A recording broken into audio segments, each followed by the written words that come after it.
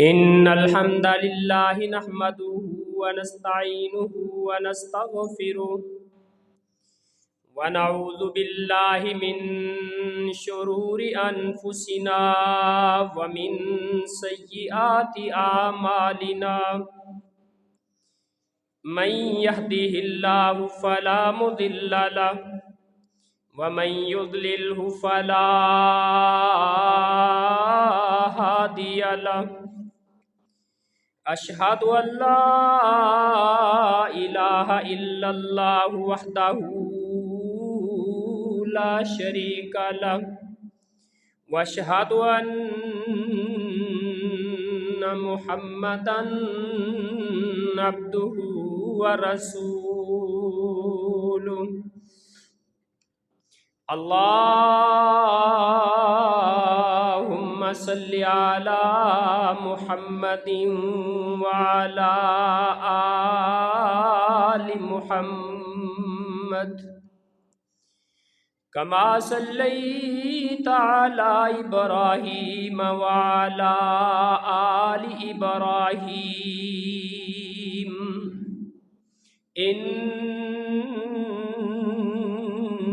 إنك حميد مجيد اللهم بارك على محمد وعلى آل محمد كما باركت على إبراهيم وعلى آل إبراهيم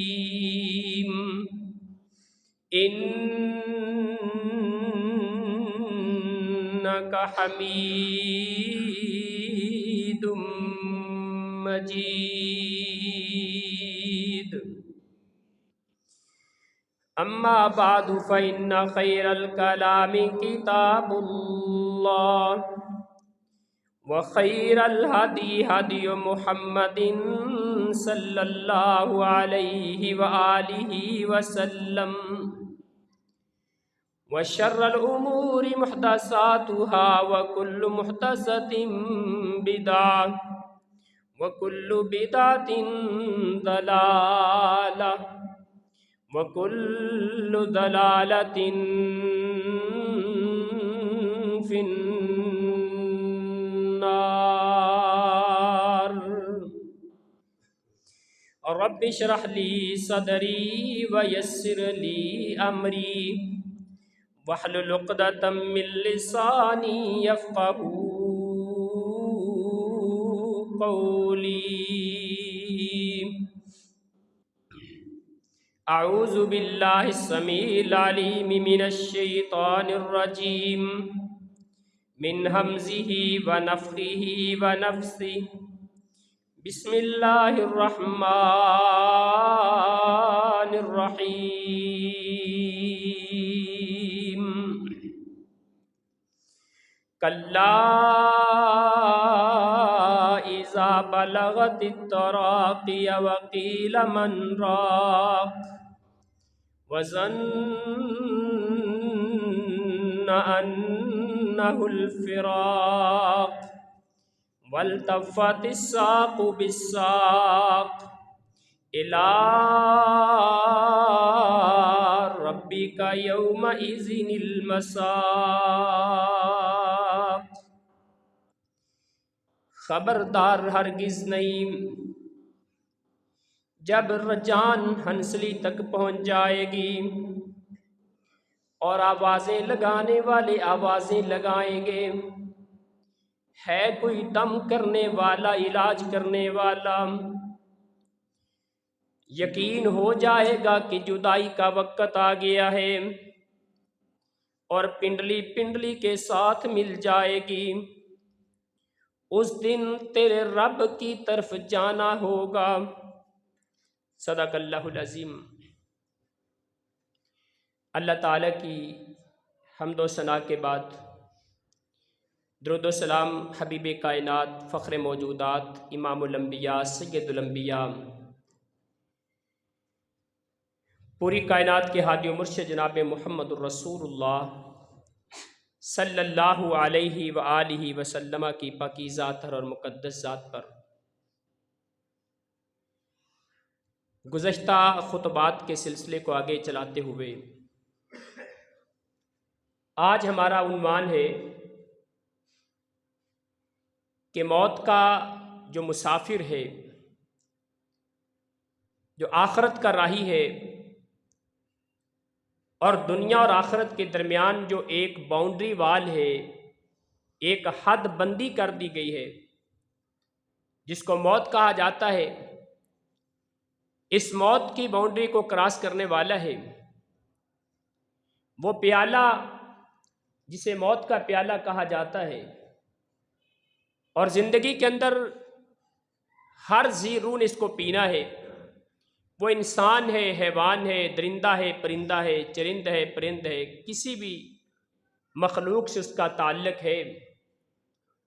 حتیٰ کہ کائنات کے خالق و مالک نے تو یہاں تک کہہ دیا کل شیء ہالک الا وجہ، دنیا کائنات کی ہر چیز ہلاک ہو جائے گی، کل من علیہ فان، ہر چیز نے فنا ہو جانا ہے، حتیٰ کہ موت کو بھی موت آ جائے گی۔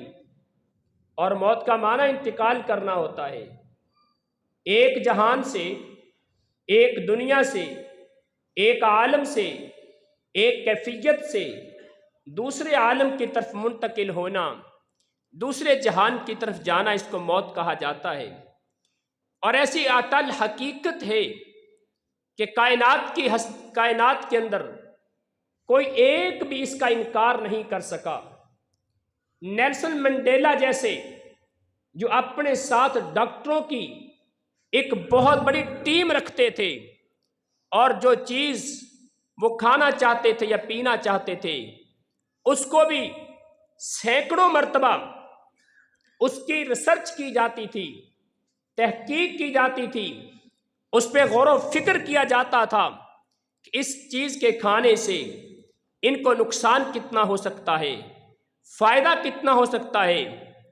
اس طرح کی احتیاط کرنے والا جو دعویٰ کیا کرتا تھا کہ میں نے موت کو شکست دینی ہے، میں نے لوگوں پہ یہ ثابت کرنا ہے کہ میں ہمیشہ کے لیے زندہ رہ سکتا ہوں، دنیا سے جانے والے، مرنے والے، اس جہان سے منتقل ہونے والے، میں ان کو یہ بتانا چاہتا ہوں، اور جو زندہ ہیں ان پہ باور کرنا چاہتا ہوں کہ موت کچھ حقیقت نہیں، وما یہلکنا الا الدہر۔ اور مکہ کے لوگ بھی کہا کرتے تھے ہمیں تو زمانے کے ساتھ دنیا سے جانا پڑتا ہے، یہ موت کچھ بھی نہیں ہے۔ لیکن کائنات کے خالق و مالک نے اس کی کیفیت ایسی لوگوں کے سامنے بیان کی کہ باپ کے ہاتھوں میں اس کا نومولود بیٹا دنیا سے جا رہا ہے، لیکن باپ بے بس ہے، بیٹے کے ہاتھوں میں اس کی جنت، اس کی ماں دنیا سے روانہ ہو رہی ہے، لیکن وہ بے بس ہے۔ اولاد کو بھی ماں باپ کی بڑی ضرورت ہے، لیکن ماں باپ چلتے بنتے ہیں، کوئی نہیں روک سکتا۔ بھائی اپنے بھائی کے لیے لاچار اور بے چین نظر آتا ہے، کوشش کرتا ہے کہ میرا بھائی بچ جائے، لیکن اپنے بھائی کو بچا نہیں سکتا۔ خامد بیوی کے لیے تگ و دو کرتا ہے، بیوی خامد کے لیے تگ و دو کرتی ہے، لیکن آج تک جتنی کوششیں کرنے والے، جتنی محنتیں کرنے والے، جتنی اپنے اسباب استعمال کرنے والے، اپنے وسائل کو بروئے کار لانے والے، علاج کی گتھیاں سلجھانے والے، امراض کی تشخیص کرنے والے، دنیا جہان کے کمال کی ڈگریاں رکھنے والے ڈاکٹر اور طبیب بھی اس مسئلے کا حل پیش نہیں کر سکے کہ دنیا کے اندر کسی ایک کو موت سے چھٹکارا مل جاتا، کسی ایک کو بچا لیا جاتا، کسی ایک کے اندر اتنی قوت پیدا کر دی جاتی، کسی ایک کے اندر ایسا اس کا دفاعی نظام مضبوط کر دیا جاتا، اس پہ موت کا کوئی اثر نہ ہوتا۔ لیکن اربوں سال سے یہ کائنات چلتی آ رہی ہے، اس کے اندر فنا بھی ہے، اس کے اندر تسلسل بھی ہے، اس کے اندر چیزوں کا آنا جانا لگا ہوا ہے، چیزیں نئی آ رہی ہیں، پرانی جا رہی ہیں، یہ کائنات کے خالق و مالک کا نظام ہے۔ لیکن اس نظام کو دنیا میں کوئی بھی چیلنج نہ کر سکا۔ تو یہی دنیا والوں کا حال ہے۔ کائنات کے خالق و مالک نے اپنی پاکیزہ کلام میں اعلان فرمایا فلولا اذا بلغت الحلقوم، اے کائنات کے لوگوں جب یہ جان ہنسلی تک پہنچ جائے گی، وانتم حینئذ تنظرون، تم پاس بیٹھے دیکھ رہے ہوگے، جانے والا دنیا سے جا رہا ہے، اس کا بیٹا بھی پاس، اس کی بیٹی بھی پاس، اس کی ماں بھی پاس، اس کا والد بھی پاس ہے، دادا دادی بھی پاس بیٹھے ہیں، دنیا کائنات کے سارے لوگ اس کے پاس، خاندان کی بڑی بڑی ہستیاں اس کے پاس موجود ہیں، ڈاکٹر ڈگریاں رکھنے والے، علاج کرنے والے اس کے پاس بیٹھے ہیں، لیکن پاس بیٹھے ہی نظر دیکھ رہے ہیں، بچانے والے بچانے کی کوشش کرتے ہیں۔ کائنات کے خالق و مالک فرماتے ہیں یہ بچا نہیں پاتے، وجہ کیا ہے؟ الا ربک یومئذ المساق، آج تو اللہ کی طرف جانے کا دن ہے، اس لیے کوئی بچانے والا نہیں بچا سکتا، کوئی نہیں بچا سکتا۔ اللہ اکبر۔ تو جب انسان کوئی مریض بیمار ہے، مریض ہے، موت کے منہ میں جا رہا ہے اور ہم اس کے پاس بیٹھے ہیں، اس وقت ہماری ذمہ داریاں کیا ہیں؟ ہم نے وہاں پہ کیا کرنا ہے؟ بس اوقات ایسا کام ہوتا ہے ہم غلطی کر بیٹھتے ہیں، خطا کر بیٹھتے ہیں، ہمیں اب معاملات کا پتہ نہیں ہوتا، پریشان ہو جاتے ہیں۔ دیکھیں پہلی حقیقت میں نے آپ کے سامنے یہ رکھ دی ہے، ایسی حقیقت ہر انسان نے دنیا سے جانا ہے تو پھر تیاری تو پہلے سے کرنی چاہیے۔ جس نے جانا ہے وہ بھی تیاری کرے، اور جن کے ہاتھوں سے کسی نے روانہ ہونا ہے وہ بھی تیاری کرے۔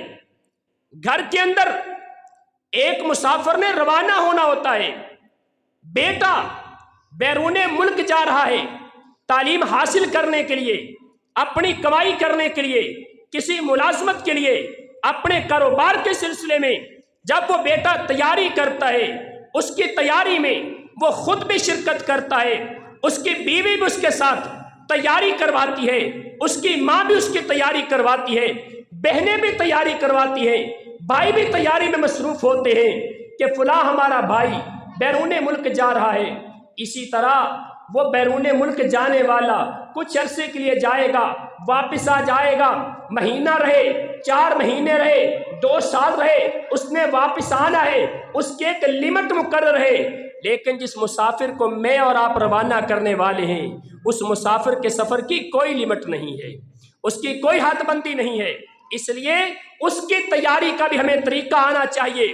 جانے والے کا ہم بریف کیس تیار کرتے ہیں، اس کے بریف کیس کے اندر اس کے سوٹ طے کر کے رکھتے ہیں، اس کے استعمال کی چیزیں رکھتے ہیں، کہیں کوئی چیز انسان بھول نہ جائے، کہیں کسی چیز کے بارے میں انسان کو یہ نہ گزرے کہ شاید وہ رہ گئی ہے۔ دنیا کے اندر سے جانے والا اس کے پاس بھی آخرت کی ساری چیزیں موجود ہونی چاہیے جو آخرت کے اندر اس کے کام آئے گی۔ آئیے ذرا دیکھیے، اگر اللہ نہ کرے ہمارا کوئی پیارا دنیا سے جا رہا ہے، ہمارا کوئی پیارا روانہ ہو رہا ہے، ہم اس کے پاس موجود ہیں، تو ہماری ذمہ داریاں کیا ہیں؟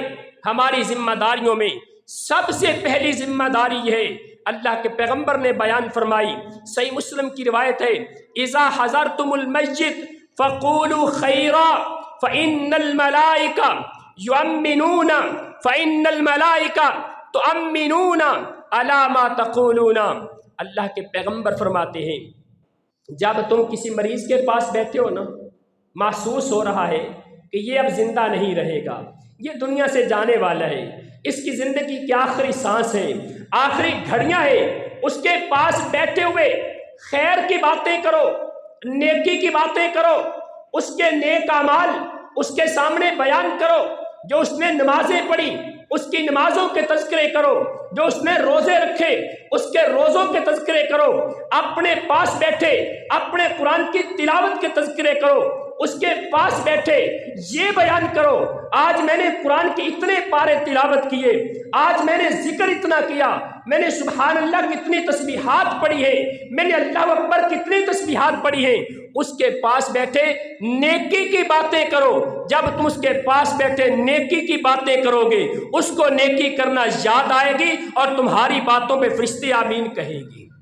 تو امنون علی ما تقولون، جو تم باتیں کرو گے فرشتے اس پہ آمین کہتے ہیں۔ اس کے لیے خیر کی دعا کرو، خاتمہ بالخیر کے بارے میں اللہ سے سوال کرو، فرشتے بھی آمین کہیں گے۔ لہٰذا پہلی ذمہ داری اس کے پاس بیٹھ کے جھگڑا نہیں کرنا، اختلاف نہیں کرنا، اپنی وراثت کی حصہ بندیاں وہاں پہ نہیں بیان کرنی، ایک دوسرے کے ساتھ لڑائی جھگڑے کے معاملات کو بیان نہیں کرنا، اس کے پاس بیٹھے نیکی کی باتیں کرنی ہے۔ اور دوسری ذمہ داری کیا ہے؟ کلمے کی تلقین کرنا۔ اللہ کے محبوب نبی علیہ الصلوۃ والسلام فرماتے ہیں لقینوا موتاکم بلا الہ الا اللہ، اپنے مردوں کے پاس بیٹھ کے، ان مریضوں کے پاس بیٹھ کے جو دنیا سے جانے والے ہیں، جن کی موت واقع ہونے والی ہے، ان کے پاس بیٹھ کے لا الہ الا اللہ ان کی تلقین کیا کرو، ان سے کہا کرو۔ اچھا یہ جو تصور بنا ہوا ہے نا کہ اس کو کہنا نہیں، خود پڑھو اونچی آواز سے، کہنا رسول اللہ سے ثابت ہے۔ لقینو کا معنی کیا ہے؟ تلقین کرو۔ اب تلقین دیکھیں، ہماری زبان کا لفظ ہے تلقین کرنا، اس کا مطلب کیا ہوتا ہے؟ اس کا مطلب یہ ہے کہ کسی کو بات بڑی تاکید کے ساتھ سمجھا دینا۔ بیٹا باپ جو ہے نا بیٹے کو کوئی چیز سمجھاتا ہے، بیٹا یہ کام تم نے کرنا ہے، بڑے اچھے انداز میں، بڑے پیار کے ساتھ، بڑا اصرار دے کے اس کو کہہ رہا ہے، سمجھا رہا ہے، کہتا ہے میں تلقین کر رہا ہوں تمہیں۔ تلقین لقینوا موتاکم، اپنے مردوں سے کہو، تلقین کرو لا الہ الا اللہ کہنے کی۔ اور خود رسول اللہ صلی اللہ علیہ وسلم سے ثابت ہے، اللہ کے رسول ایک انصاری کی بیمار پرسی کے لیے چلے گئے، آتا رسول اللہ صلی اللہ علیہ وسلم، چونکہ صحابہ اکرام کی یہ صفت تھی کہ صحابہ اکرام رسول اللہ صلی اللہ علیہ وسلم کو نا بتایا کرتے تھے کون بندہ بیمار ہے، اللہ کے نبی کو اطلاع دیا کرتے تھے۔ بس اوقات رسول اللہ خود پوچھ لیا کرتے تھے فلاں بندہ نماز پڑھنے نہیں آتا، فلاں بندے سے ملاقات نہیں ہو رہی، نظر نہیں آ رہا، پتہ کرو کیا حال ہے اس کا۔ صحابہ پتہ کیا کرتے تھے، اللہ اکبر۔ اور جب پتہ چلتا کہ وہ بیمار ہے، رسول اللہ صلی اللہ علیہ وسلم اس کی بیمار پرسی کے لیے چلے جاتے ہیں۔ حتیٰ کہ صحابی کہتے ہیں اگر ایسا ہوتا نا کسی انسان کی آخری لمحات ہوتے، ہم اللہ کے رسول کو اطلاع دیا کرتے، رسول اللہ صلی اللہ علیہ وسلم آپ تشریف لے آتے۔ لیکن نبی مکرم کی صفت تھی جب آپ کسی کی وفات کے وقت تشریف لے کے آتے، آپ جنازے سے فارغ ہوئے بغیر، قبر پر دعا کیے بغیر آپ واپس نہیں جایا کرتے تھے، آپ وہیں پہ ٹھہر جاتے تھے۔ صحابہ نے آپس میں مشورہ کیا اللہ کے رسول کی مصروفیات بہت زیادہ ہیں، اتنا ٹائم بیٹھنا، اتنا وقت دینا پیغمبر کائنات کے لیے مشکل ہے، شاید آپ کتنے پریشان ہوتے ہوں گے، لہٰذا آج کے بعد ہم اللہ کے پیغمبر کو کسی قریب المرگ کے بارے میں نہیں بتایا کریں گے۔ پھر صحابہ کب بتاتے؟ جب کوئی فوت ہو جاتا نا صحابہ پھر بتایا کرتے تھے۔ اللہ کے رسول پھر آتے، پھر قبر سے فارغ ہونے تک وہاں رہتے۔ پھر صحابہ نے مشورہ کیا کہ رسول اللہ کی مصروفیات بڑھ گئی ہیں، لہٰذا ہمیں چاہیے کہ اللہ کے رسول کے لیے اور آسانی پیدا کریں۔ پھر صحابہ صرف جنازے کے وقت میں اطلاع دیا کرتے تھے، اور بسا اوقات صحابہ اکرام جنازے کی اطلاع بھی نہیں دیتے تھے، خود جنازہ پڑھ لیتے۔ بعد میں جب اللہ کے رسول پوچھا کرتے وہ فلاں بندہ کہاں ہے؟ جی اللہ کے رسول فوت ہو گیا تھا، ہم نے دفنا دیا ہے۔ فرمایا تم نے مجھے کیوں نہیں بتایا؟ چلو مجھے اس کی قبر کے بارے میں بتاؤ۔ اللہ کے رسول اس کی قبر پہ جا کے نماز جنازہ ادا کرتے۔ صحابہ اکرام رسول اللہ صلی اللہ علیہ وسلم کی آسانی کے لیے کیا کرتے تھے۔ اللہ کے پیغمبر کو پتہ چلا ایک انصاری صحابی بیمار ہے، رسول اللہ صلی اللہ علیہ وسلم اس کی بیمار پرسی کے لیے چلے گئے، اس کے پاس بیٹھے نا تو آپ کو محسوس ہوا اس کی زندگی کی آخری سانس ہے۔ پیغمبر کائنات نبی رحمت علیہ السلام اپنے صحابی سے کہتے ہیں یا خال قل لا الہ الا اللہ، او میرے ماموں لا الہ الا اللہ کہو۔ چونکہ انصار رسول اللہ کے ماموں تھے، نبی مکرم علیہ السلام کی والدہ محترمہ، ان کا قبیلہ بنو نجار تھا جو مدینے کے اندر رہنے والا تھا۔ تو انصار اس حوالے سے رسول اللہ کے ننہال کے خاندان ہیں، آپ کے نانکے لگتے ہیں، تو اللہ کے رسول نے کہا میرے ماموں کلمہ پڑھو، لا الہ الا اللہ پڑھو۔ اللہ کے رسول نے پاس بیٹھ کے بلند آواز سے پڑھا نہیں، آپ نے کہا ہے میرے ماموں کلمہ پڑھو۔ صحابی کہنے لگے اخال ام عم، اللہ کے رسول یہ بتائیے میں تمہارا ماموں لگتا ہوں یا چچا لگتا ہوں؟ اللہ کے رسول نے فرمایا بل خال، تو میرا ماموں لگتا ہے۔ پھر اس نے اگلا سوال کیا فخیر لی ان اقول لا الہ الا اللہ، اللہ کے پیغمبر اگر میں کہہ دوں لا الہ الا اللہ، اگر میں یہ کلمہ کہہ دوں تو کیا مجھے اس کا فائدہ ہوگا؟ رسول اللہ نے فرمایا ہاں تمہیں اس کا فائدہ ہوگا۔ اس صحابی نے لا الہ الا اللہ کہا اور اس کی جان پرواز کر گئی۔ تو لہٰذا رسول اللہ نے کہا تھا کلمہ پڑھو۔ اسی طرح حدیث کے اندر موجود ہے ایک یہودی بچہ اللہ کے پیغمبر کے پاس آیا کرتا تھا، آپ کی محفل میں بیٹھا کرتا تھا، بیمار ہو گیا، نبی مکرم علیہ السلام کو پتہ چلا، آپ اس کے گھر چلے گئے، جا کے بیمار پرسی کی۔ رسول اللہ صلی اللہ علیہ وسلم نے اس بچے کو دیکھا، اس کی زندگی کی آخری سانس ہے، اللہ کے پیغمبر نے فرمایا یا غلام قل لا الہ الا اللہ، او بچے کہہ دو لا الہ الا اللہ۔ اس بچے نے اپنے باپ کی طرف دیکھا، چونکہ یہودی تھا، اپنے والد کی طرف دیکھا تو والد نے کہا اتے ابو القاسم، جیسے تمہیں ابو القاسم محمد الرسول اللہ صلی اللہ علیہ وسلم تمہیں کہتے ہیں ویسے کر لو۔ اس بچے نے کلمہ پڑھا، اس کی روح پرواز کر گئی۔ اللہ کے رسول نے فرمایا الحمدللہ الذی انقذہ من النار، اس اللہ کی تعریف ہے جس اللہ نے اس چھوٹے سے معصوم بچے کو جہنم سے محفوظ کر لیا ہے۔ تو یہاں پہ رسول اللہ نے کلمہ پڑھنے کا کہا ہے۔ ہاں یہ بات ضرور ہے، اگر آپ نے 2-4 بار کہہ دیا نا کلمہ پڑھ لیں، لا الہ الا اللہ پڑھ لیں، ہن اے نہیں انہوں تنگ کرن لگ جاؤ کہ سانو اچھی پڑھ کے سنا، او بھئی آپ نے کہا ہو سکتا اس نے آستہ پڑھ لیا ہو، ممکن ہے وہ اونچی نہیں پڑھ سکتا، اس کے لیے مشکل ہے، اس لیے مجبور نہیں کرو، اسے کہو ضرور کلمہ پڑھو، لیکن مجبور نہ کیا جائے، مجبوری کی حالت میں آ کے ہو سکتا انکار بھی کر دے۔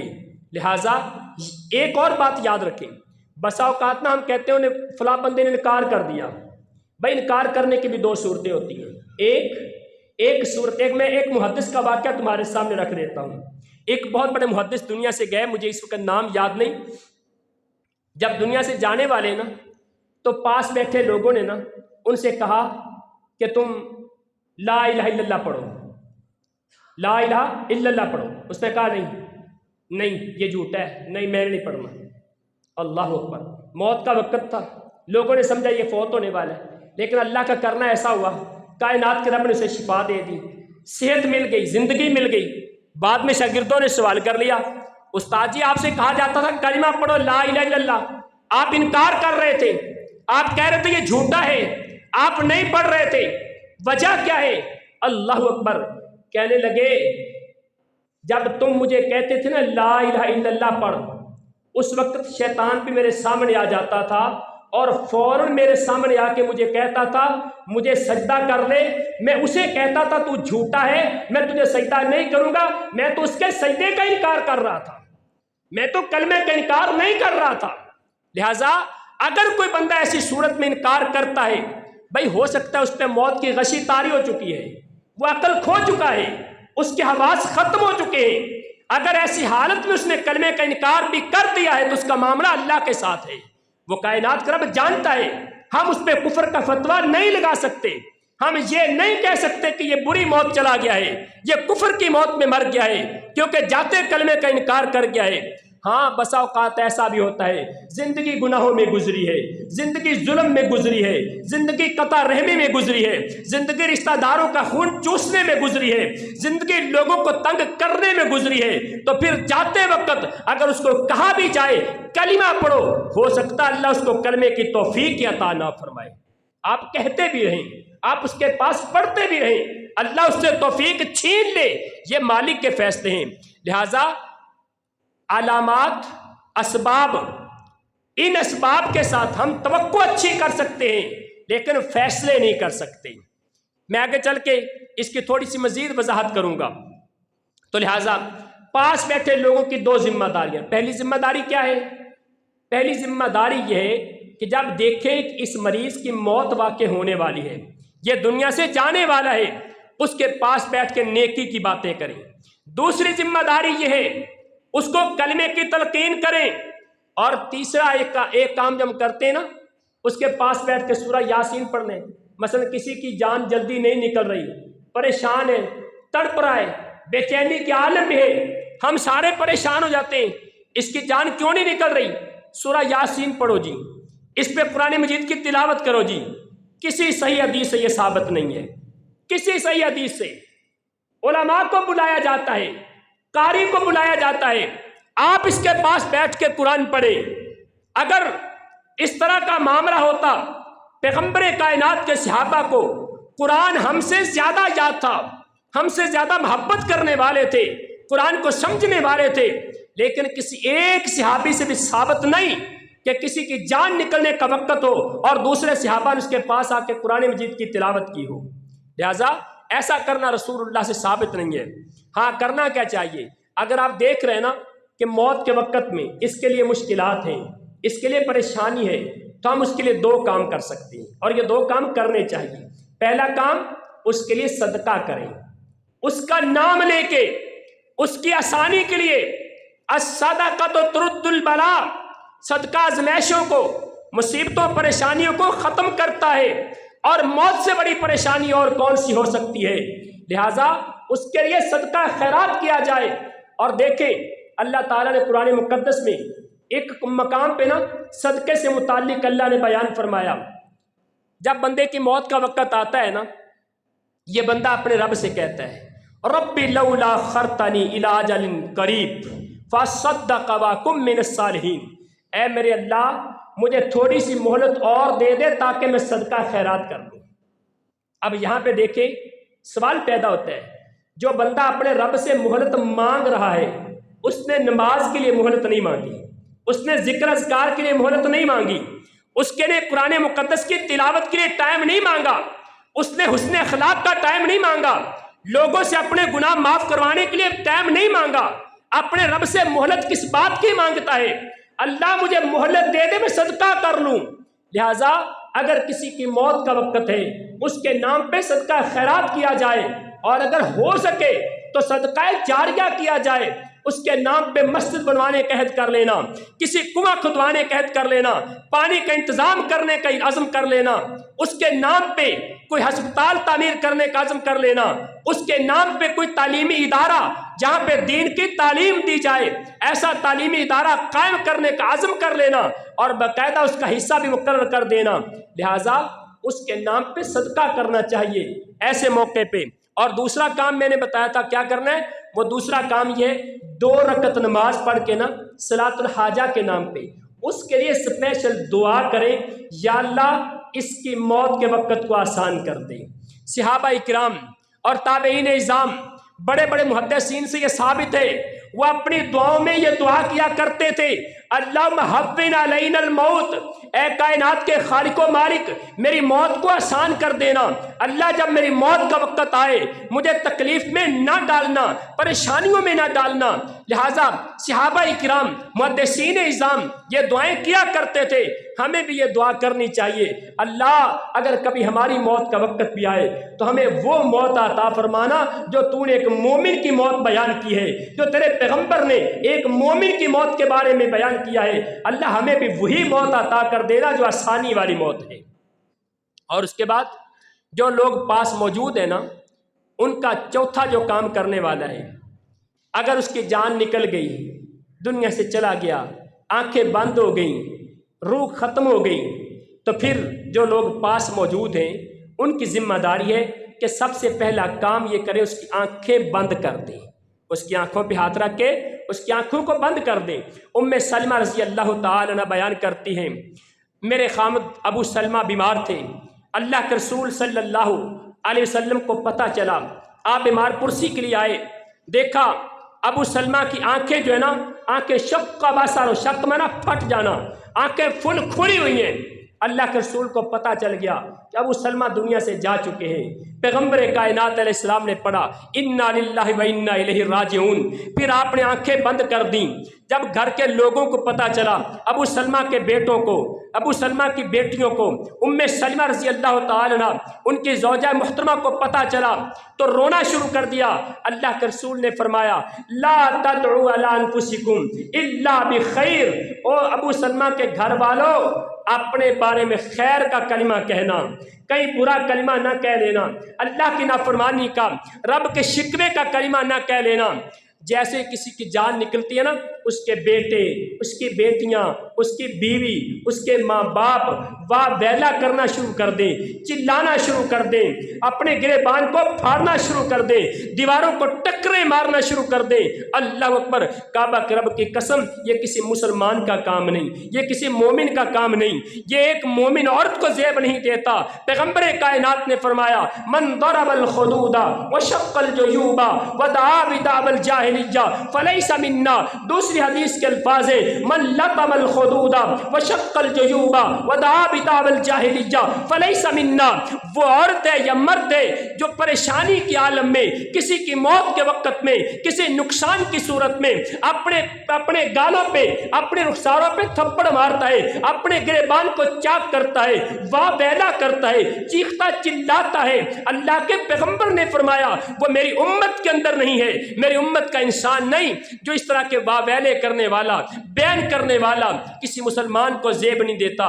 مسلمان کا کام کیا ہے؟ صبر سے کام لے، اور صبر کا مطلب یہ نہیں ہے کہ انسان رو لے، پیٹ لے، اپنے اچھی طرح سے وہ بال نکال لے، اللہ کے شکوے کر لے، آوازیں نکال لے، اور بعد میں پھر کہے کہ میرا تو صبر ہی چنگا ہے۔ ایسا صبر نہیں ہوتا۔ صبر وہ صبر جمیل ہے جو جناب یعقوب علیہ السلام نے کیا تھا، صبر وہ صبر جمیل ہے جو سیدہ عائشہ نے پریشانی کے عالم میں کیا تھا، صبر جمیل وہ صبر ہے جو پیغمبر کائنات کی پیاری نواسی امامہ بنت زینب، میرے نبی کی بیٹی زینب کی بیٹی امامہ، جس کو اللہ کے پاک پیغمبر علیہ السلام اپنے کندھے مبارک پہ اٹھا کے، اپنی گود پہ اٹھا کے، اپنے بازووں پہ اٹھا کے میرے محبوب اپنے صحابہ کو نماز پڑھایا کرتے تھے، وہ پیاری بیٹی میرے نبی کی پیاری نواسی۔ اور یہاں تو کتنے بدبخت لوگ موجود ہیں، اللہ کی قسم دل چاہتا ہے ایسے لوگوں کے ٹکڑے کر دیے جائیں جو اپنی بیٹیوں پہ 5 فائر کر کے اپنی سفاکیت کا، اپنی بربریت کا، اپنی وحشت کا، اپنی درندگی کا ثبوت پیش کرنے والے ہیں۔ یہ کون ہے؟ حبیب کائنات ہے، محبوب کائنات ہے، حبیب کبریا ہے، کائنات کے رب کے محبوب نبی ہے، پوری کائنات کے تاجدار ہیں۔ اللہ اکبر، میرے پاک پیغمبر اپنی نواسی کو اٹھا کے نماز پڑھایا کرتے تھے۔ پتہ چلا نواسی دنیا سے جا رہی ہے، آخری سانسیں میرے رسول نے، میرے نبی نے اپنے ہاتھوں پہ اٹھایا ہوا ہے، اللہ کے پیغمبر نے اپنے ہاتھوں پہ اٹھایا، بچے کی جان نکل رہی ہے، رسول اللہ کی آنکھوں سے آنسو نکل رہے ہیں۔ دوسرا واقعہ پیش آیا، پیغمبر کائنات کا پیارا بیٹا ابراہیم، 2 سال کا 1.5-2 سال کا بچہ، اور یہ واحد بیٹا تھا رسول اللہ صلی اللہ علیہ وسلم کا جو چلنے لگا تھا۔ اللہ کے پاک پیغمبر علیہ السلام نے اس کو اپنے ہاتھوں پہ اٹھایا ہے، جان نکل رہی ہے، اللہ کے رسول کی آنکھوں سے آنسو نکلتے ہیں۔ عبد الرحمن بن عوف سوال کرتے ہیں اللہ کے رسول آپ بھی رو رہے ہیں؟ اللہ کے پیغمبر نے فرمایا ان العین تدمع والقلب يحزن وما نقول الا ما يرضى به ربنا۔ اے ابراہیم انا بفراقک لمحزونون، میرے بیٹے ابراہیم تیرے جانے کا غم بڑا ہے، تیری جدائی کا صدمہ بڑا ہے، پریشانی مجھے بڑی ہے، میری آنکھوں سے آنسو جاری ہے، لیکن میں اپنی زبان سے کوئی شکوے کا کلمہ نہیں کہوں گا، اللہ کی ناراضی والی کوئی بات نہیں کہوں گا، صرف وہی بات کروں گا جس بات پہ اللہ راضی ہو جائے۔ اللہ تیری امانت تھی، تو نے لے لی ہے۔ صبر کا مطلب یہ وہ صبر کیا جائے جو ام سلمہ نے کی، ام سلیم نے کیا تھا رضی اللہ تعالی عنہ۔ ام سلیم پیغمبر کی صحابیہ، اللہ کے رسول کی صحابیہ، جناب انس بن مالک رضی اللہ تعالی عنہ ان کی والدہ، ابو طلحہ رضی اللہ تعالی عنہ کی زوجہ محترمہ اب ام سلیم رضی اللہ تعالی عنہ، بیٹا فوت ہو گیا، خامد تھکا ماندہ سفر سے واپس آیا تھا، اپنے بیٹے کو ایک کمرے میں لٹا دیا، اوپر کپڑا دے دیا۔ خامد گھر پہنچا، آتے اپنے سر پہ بازو نہیں رکھ لیا، رونا چلانا نہیں شروع کر دیا، واہ ویلے نہیں شروع کر دیے، ہائے میں تے لٹی گئی، میں تے برباد ہو گئی، میں تے مر گئی، میرا تے سب کچھ ختم ہو گیا، اس طرح کی کوئی بات نہیں کی۔ خامد گھر میں آیا، اپنے خامد کا استقبال کیا، اپنے خامد کا منہ دھلایا، اپنے خامد کو تازہ پانی پیش کیا، اپنے خامد کی خدمت کی ہے، اس کو کھانا پیش کیا۔ خامد سوال کرتا ہے بیٹے کا کیا حال ہے؟ کہتی بیٹا آرام میں ہے، بیٹا سکون میں ہے۔ اشارہ کیا تھا؟ بیٹا دنیا کی مصیبتوں سے، دنیا کی بیماریوں سے آرام پا چکا ہے۔ اپنے باپ اپنے خامد کو بات بھی سچ بتا دی، لیکن خامد کو پریشان بھی نہیں ہونے دیا۔ رات کا ٹائم ہوا، وقت گزاری ہوئی، شب بسری بھی کی ہے۔ صبح کا جب ٹائم ہوا، اپنے خامد کو بلا کے کہنے لگی ابو طلحہ تمہارے پاس ایک امانت ہے، تم امانت واپس کیوں نہیں کر رہے؟ تمہارے بارے میں شکوے ہیں کہ تم امانت کو دبا کے بیٹھے ہو، امانت واپس نہیں کرنا چاہتے۔ ابو طلحہ کہتے میری کیا مجال ہے، میں کسی کی امانت کو دبا کے بیٹھوں؟ میرے پیغمبر نے مجھے سمجھایا ہے لا ایمان لمن لا امانت لہ، جس بندہ جو بندہ امانت دار نہیں وہ بندہ کبھی ایماندار نہیں ہو سکتا۔ میرے پیغمبر نے مجھے سمجھایا ہے، میں کسی کی امانت کو کیوں دباؤں گا؟ کہا پھر تمہارے رب نے تمہیں جو امانت دی تھی اللہ نے واپس لے لی ہے، بیٹا رب نے واپس بلا لیا ہے۔ جب خامد کو پتا چلا، اب خامد رات کی تھکاوٹ، سفر کی تھکاوٹ، وہ پریشانی ختم کر چکا تھا، پریشانی پہ پریشانی نہیں آئی، اس پریشانی کو برداشت کر گئے، صبر سے کام لیا، رسول اللہ کے پاس گئے، اللہ کے پیغمبر کو جا کے ساری بات بتا دی۔ اللہ کے نبی ام سلیم کس کام سے اتنے خوش ہوئے، میرے نبی ام سلیم کے اس صبر سے اتنے خوش ہوئے، وہ بھی تو ماں ہے۔ یہاں کسی ماں سے کہہ دیا جائے صبر کر لو تو ماں کہتی ہے تیرا کوئی مریا ہی نہیں، ماں کہتی تجھے کوئی دکھ آئے تو پتا چلے، یہ بھی تو ماں ہے نا جس نے صبر کر کے دکھایا ہے۔ ابو طلحہ رضی اللہ تعالی عنہ رسول اللہ کے پاس گئے، جا کے ساری بات بتائی۔ اللہ کے پیغمبر نے اپنی رحمت والے نبوت والے یہ پیارے پیارے ہاتھ میرے نبی نے اٹھا لیے، آسمان کی طرف بلند کیے، اور نبوت کے ہونٹوں کو کائنات کے محبوب نبی نے جنبش دی۔ لسان مقدس پوری دنیا سے زیادہ پکیزہ زبان میرے محمد کی زبان ہے صلی اللہ علیہ وسلم۔ اللہ کے پیغمبر نے اپنی زبان اطہر سے دعا کر دی اللہ ام سلیم کو معاف کر دے، ابو طلحہ کو معاف کر دے، اللہ ان کو بہترین نعم البدل عطا فرما دے، اللہ جیسا بیٹا تو نے لیا ہے اس سے بہترین بیٹا عطا فرما دے۔ کائنات کے رب نے پھر بیٹا وہ عطا فرمایا جو دین اسلام کی تاریخ میں مجاہد بنا تھا۔ صبر کر کے دکھانا، جو لوگ پاس موجود ہیں ان کی ذمہ داری ہے صبر سے کام لیں، واہ ویلا نہ کریں، چلائے نہیں، اللہ کے شکوے نہیں کریں۔ اور اس کے بعد چھٹی ذمہ داری، جو لوگ پاس موجود ہیں ان کی چھٹی ذمہ داری، جب دیکھیں محسوس کریں نا اس بندے کی جان نکلنے والی ہے، اب یہ نہیں بچے گا، اس کی جان ہنسلی پہ پہنچنے والی ہے، دنیا سے جا رہا ہے، تو حدیث میں مختلف حدیث میں یہ باتیں موجود ہیں کہ اس کا چہرہ قبلے کی طرف کر دیا جائے۔ اگرچہ کچھ علماء تو یہ کہتے ہیں نا اس کو دائیں سائڈ پہ لٹا دیں، جیسے بندہ رات کو سوتا ہے نا، رسول اللہ کی سنت ہے کہ دائیں کروڑ پہ سوئے انسان۔ اگر اس طرح نہیں کر سکتے نا، ممکن نہیں ہے، تو پھر کم از کم اس کا چہرہ قبلے کی طرف کر دینا چاہیے۔ اگرچہ کچھ فقہاء نے اس کو بھی پسند نہیں کیا۔ سعید بن مسیب رحمۃ اللہ علیہ جب بیمار ہو گئے نا، موت کی غشی آ گئی ان پہ، تو جو لوگ پاس موجود تھے نا ان میں ابن وہب موجود تھے، ابن وہب نے ان کا چہرہ قبلے کی طرف کر دیا۔ تھوڑی دیر بعد ہوش میں آ گئے تو دیکھا کہ میرا چہرہ قبلے کی طرف ہے، پوچھا میرا چہرہ قبلے کی طرف کس نے کیا تھا؟ سارے خاموش۔ آپ نے ابن وہب کو دیکھا، کہنے لگے تیرا کام ہوگا، لیکن یاد رکھ لے آئندہ اگر کبھی تو نے کیا نا ایسا تو میں زندگی بھر تیرے سے کلام نہیں کروں گا۔ لہٰذا وہ اس کو ناپسند کرتے تھے، اتنا ضروری بھی نہیں ہے، لیکن اگر ممکن ہو، رسول اللہ کے ایک حدیث سے ثابت ہے، سلسلہ صحیحہ کی روایت ہے، اللہ کے رسول سے یہ ثابت ہے، اگر کوئی انسان موت کے وقت بیمار ہے، آپ اس کے پاس بیٹھے ہیں، اس کا چہرہ قبلے کی طرف کر دیں۔ بلکہ کچھ علماء نے تو یہاں تک بھی لکھا ہے اگر ممکن ہونا، ممکن ہے، اور یہ بات بھی ٹھیک ہے، مناسب ہے، لیکن ان میں سے ضروری کوئی بھی نہیں ہے، میں مناسب کہہ رہا ہوں، جائز کہہ رہا ہوں، یہ بھی ہے آپ اس کی ٹانگیں قبلے کی طرف کر دیں، اس کی کمر کے پیچھے ٹیک لگا دیں، اس کا چہرہ بلند کر دیں، اونچا کر دیں پیچھے سے، تاکہ اس کا چہرہ بھی قبلے کی طرف ہو جائے۔ اسی حالت میں اس کو موت آئے گی، کلمہ زبان پہ ہوگا، اللہ تعالیٰ اس کو قبر کے عذاب سے محفوظ فرما لے گا، آخرت کی منزلیں اللہ آسان فرما دے گا۔ اور اس کے بعد آگے جو ہمارا ساتواں کام ہے، ساتواں کام ہمارا یہ ہے کہ جیسے ہی وہ انسان دنیا سے جانے والا چلا گیا، اس کی روح قبض کر لی گئی۔ یہ روح کے قبض ہونے کی کیفیت انشاءاللہ میں اگلے خطبے میں بیان کروں گا کہ کیسے روح قبض ہوتی ہے اور کس طرح کے انداز ہوتے ہیں۔ کچھ علامات ایسی ہوتی ہیں جس سے پتہ چل جاتا ہے کہ یہ مومن انسان ہے، اس کی موت بہت اچھی ہے۔ کچھ علامات ایسی ہیں جس سے پتہ چلتا ہے کہ اس کی موت اچھی نہیں، لیکن پھر بھی یہ توقع کی باتیں ہیں، یہ یقینی باتیں نہیں ہوتی ہیں۔ کس کی موت کس طرح ہو رہی ہے اس پہ ہم فیصلہ نہیں کر سکتے کہ وہ کافر ہے، وہ منافق ہے، وہ کیا ہے، وہ گناہ گار ہے، وہ بدکار ہے، وہ اللہ کے ہاں بخشا ہے، ہم اس میں پھر بھی فیصلہ نہیں کر سکتے۔ کچھ باتیں توقعات کی ہوتی ہیں، انشاءاللہ اگلے خطبے میں بیان کروں گا۔ اللہ تعالیٰ سے دعا کرتا ہوں اللہ تعالیٰ عمل کی توفیق عطا فرمائے۔ اقول قولی ھذا واستغفر اللہ لی ولکم ولسائر المسلمین۔